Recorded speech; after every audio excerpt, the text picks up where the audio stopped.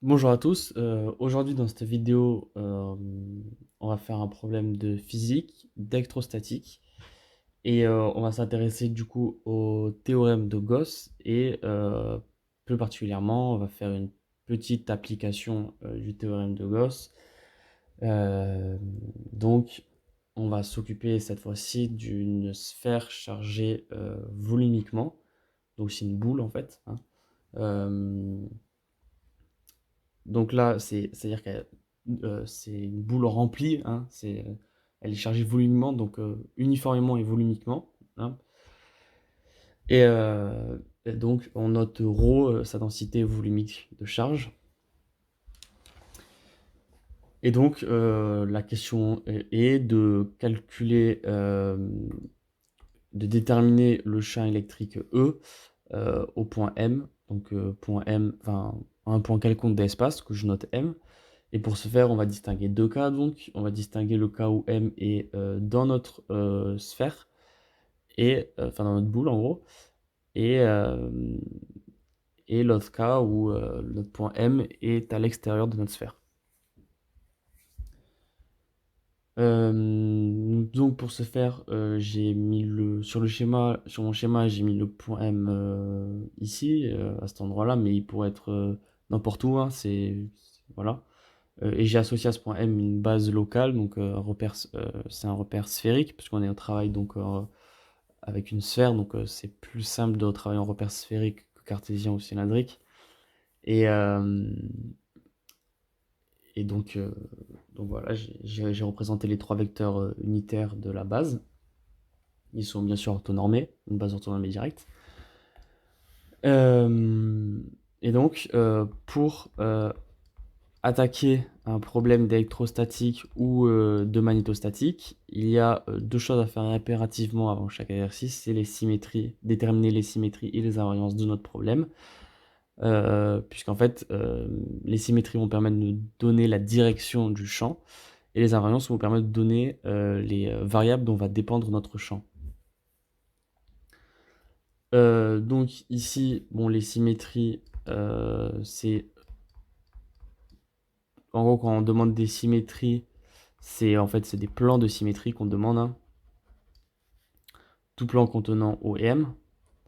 En réalité, pour une sphère, ces plans de symétrie, c'est tous les plans contenant O, enfin passant par O, hein, vu que c'est une sphère.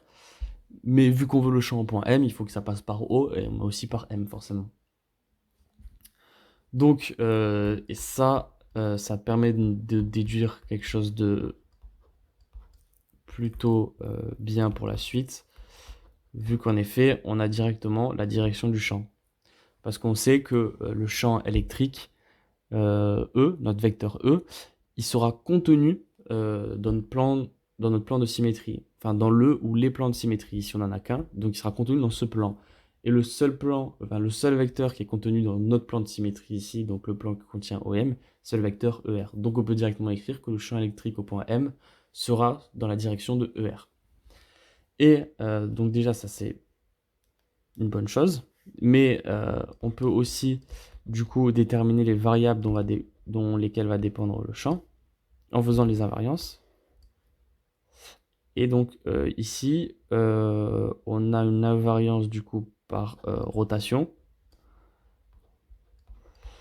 Invariance par rotation selon E phi et Eθ,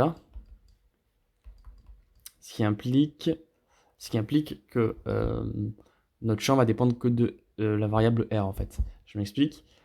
Euh, Si on prend sur notre schéma du coup notre point M à R constant, donc on fixe R, notre point M il est fixé dans l'espace par rapport à selon ER, et on le fait bouger, en gros, on lui fait faire subir des rotations selon phi, selon θ.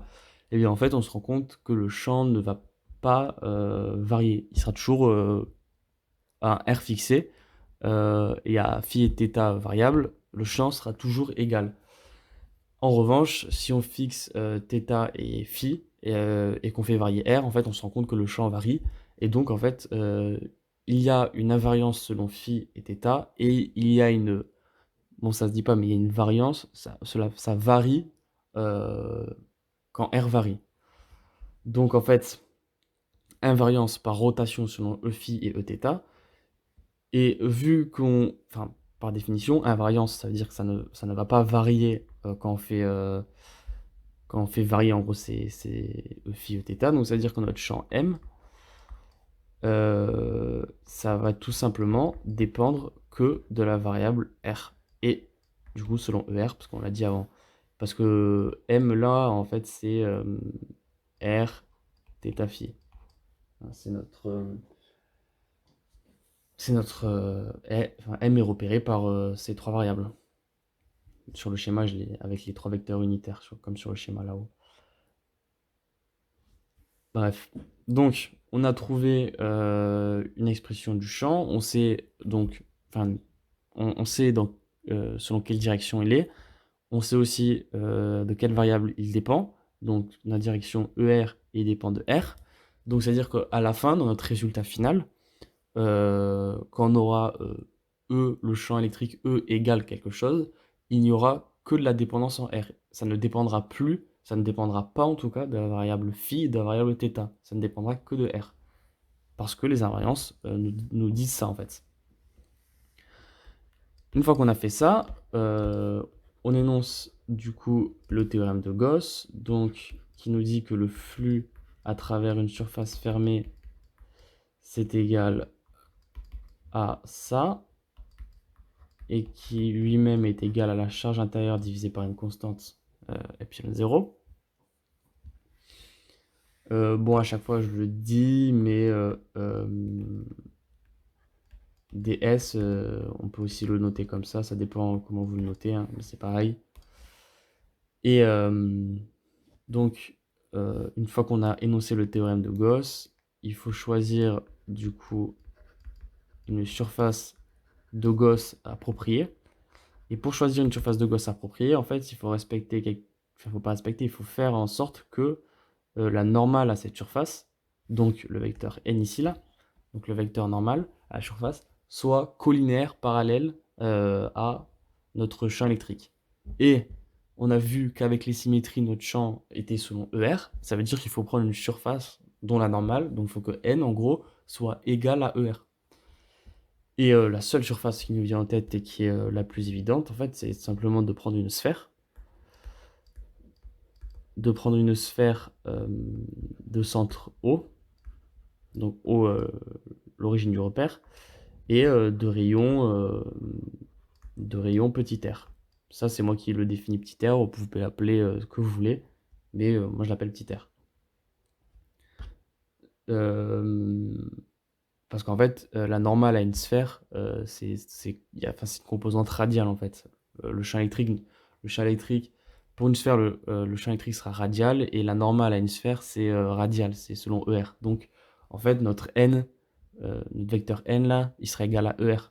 Et vous allez voir qu'en fait, c'est très important de faire ça parce que finalement, quand on réécrit le flux et qu'on écrit donc E, donc on réécrit ce qu'on a trouvé avec les symétries. Et notre n qu'on réécrit comme ça c'est n en fait, c'est la normale à la surface, et bien en fait c'est un produit scalaire, donc ça donne tout simplement E, donc hop, ça donne ça. On peut tout simplement sortir le champ électrique de notre intégrale, et on se retrouve en fait juste avec ça. Et en fait on doit intégrer une surface, alors à chaque fois j'oublie de noter, mais c'est une intégrale sur une surface fermée, hein. Donc voilà. Et, et donc on doit faire ce petit calcul-là, mais alors soit vous le faites avec les intégrales, soit vous le devinez, enfin vous le savez en gros, parce que là on intègre euh, sur une surface un ds, ça donne la surface. Donc en fait, E de R, et ça, c'est tout simplement la surface de notre surface de Gauss. Donc en fait, la surface d'une sphère, c'est 4pi r carré. Si vous n'êtes pas convaincu, on sait que l'élément infinitésimal ds, c'est r carré r carré sinus θ dθ dφ. Et si on intègre du coup ds sur une surface, ça donne r carré,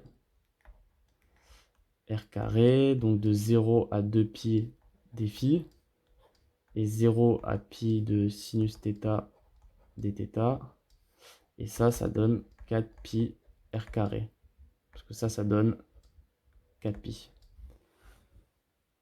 Vous intégrez, vous faites primitive, vous intégrez, et vous trouvez ça.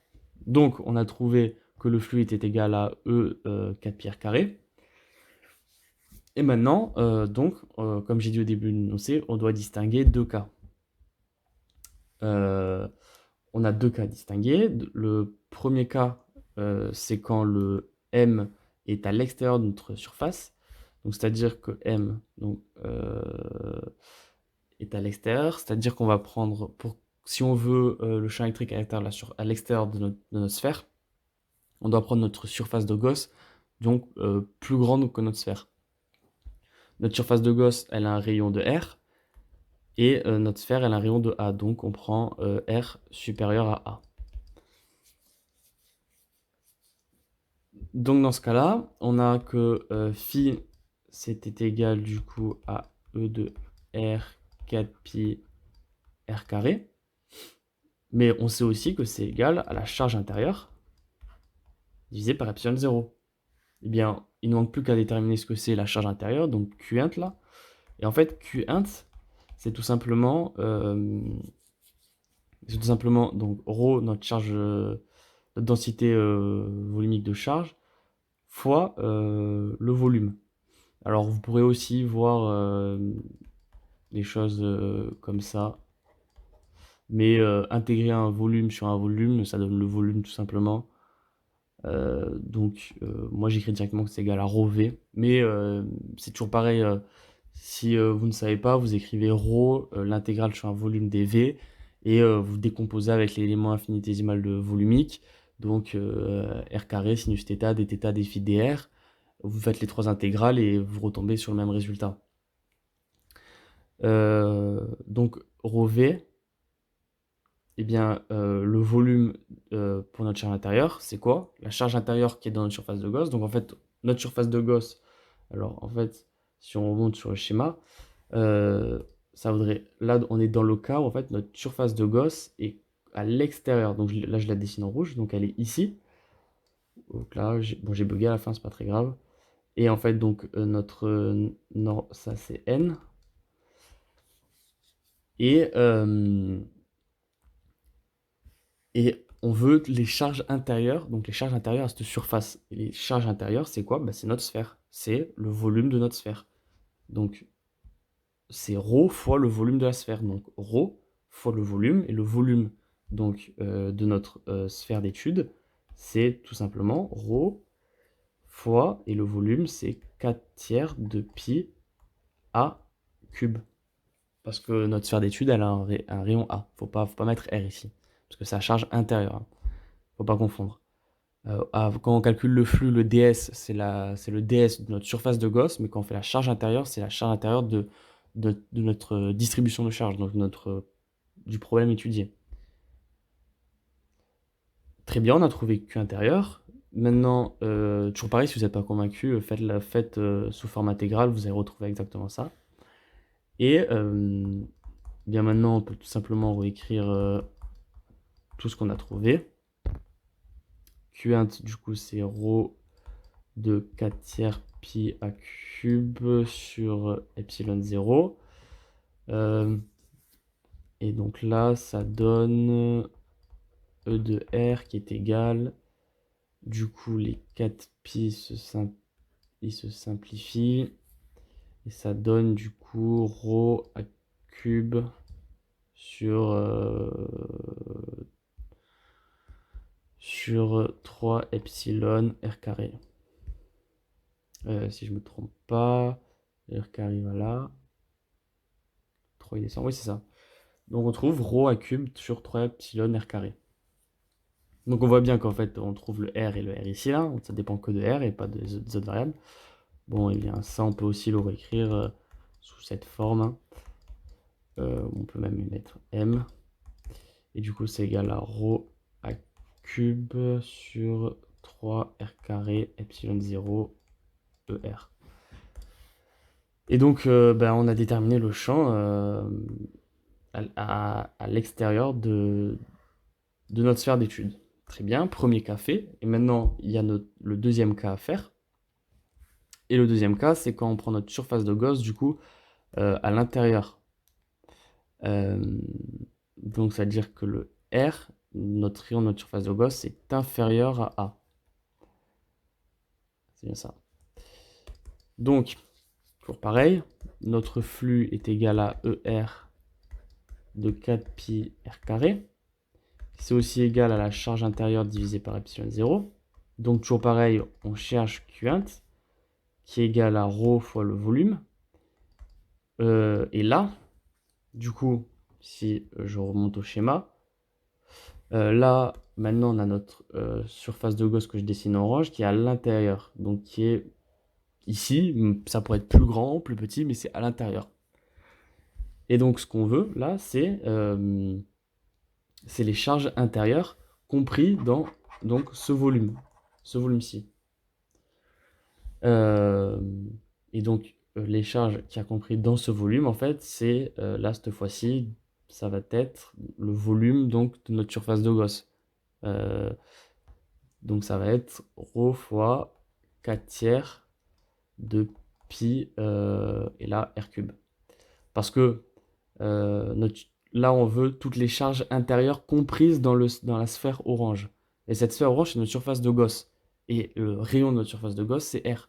Tout à l'heure, on avait notre sphère, notre surface de Gauss qui était à l'extérieur de notre sphère.